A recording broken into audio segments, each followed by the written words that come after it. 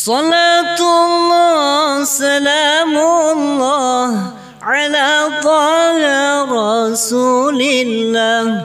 Salatullah salamullah ala yasin habibillah. Isi cilik diulang ngaji, sok yen wis gede supaya ngerti. Ngaji iku gampang syarate, asal manut karo gurune. Agama Islam agama suci, sapa ora ngaji bakal rugi. Rugi dunya ora dadi apa, rugi akhirat mlebu neraka.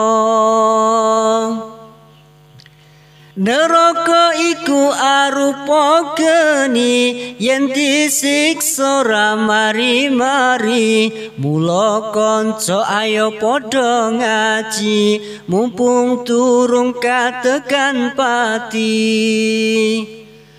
Salatullah salamullah ala taha rasulillah. Salatullah salamullah ala yasin habibillah.